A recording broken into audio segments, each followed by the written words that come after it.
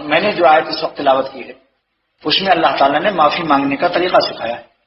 کہو واعف عنا، اے اللہ ہم کو معاف کر دیجیے. کیوں صاحب اگر معاف نہ کرنا ہو اور سکھا رہے ہیں. بادشاہ صدر مملکت خود مضمون بنا کر کسی کے یہاں رجسٹری کر رہا ہے کہ بھئی یہ اس مضمون کی درخواست دو تم کو ملازمت مل جائے گی. اب وہ بھی وہاں بھی وہ شک و شبہ کر رہا ہے تو اس حماقت کا علاج تو کچھ نہیں. احمقوں کا علاج نہیں. ایک بات یاد کر دوں آپ، یعنی اللہ تعالیٰ خدا تعالیٰ اپنی قہر حماقت سے ہم سب کو بچائیں. مولانا رومی نے فرمایا کہ حضرت عیسیٰ علیہ السلام نے ایک شخص سے بھاگے جا رہے تھے. کسی نے کہا آپ اتنا تیز تو کبھی نہیں چل رہے تھے، آج کیا بات ہے رفتار میں بڑی تیزی. فرمایا کہ میں ایک احمق سے بھاگ رہا ہوں. میں حضرت آپ کو نبی ہیں، آپ کو جس کی آنکھ پر یوں کر دیا وہ نابینا اندھا بھی بینا ہو گیا اور کوڑھی کو کر دیا تو وہ اچھا ہو گیا. یہ کیا معاملہ ہے؟ اس کی حماقت پر ہاتھ پھیر دیجیے. فرمایا کہ حماقت پر ہاتھ نہیں پھیر سکتا کیونکہ حماقت اللہ تعالیٰ کا قہر و عذاب ہے اور خدا کے عذاب کو نبی بھی نہیں ٹال سکتا. اس لیے بزرگوں نے فرمایا اس کے لیے خاص دعا کرو کہ ہماری عقل میں اللہ تعالیٰ سلامتی عطا فرمائے.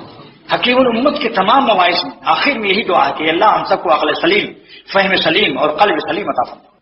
دیکھو جب دل سلیم ہوتا ہے تو آنکھیں بھی سلیم ہوتی ہیں، وہی سلامتی نظر آتی ہے. دل گندا ہوتا ہے ہر طرف اس کو گندگی نظر آتی ہے.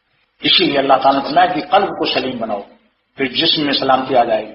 دل تو بادشاہ ہے، جب بادشاہ بگڑتا ہے تو سارے ملک میں فساد پیدا ہوتا ہے.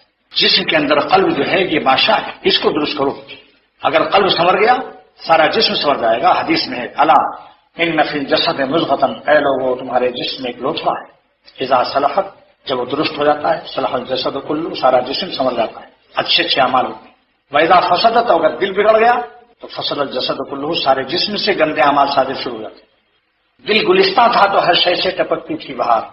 دیکھو شاعر کہتا ہے دل گلستہ تھا تو ہر شے سے ٹپکتی تھی بہار، اور دل بیاباں ہو گیا عالم بیاباں ہو گیا.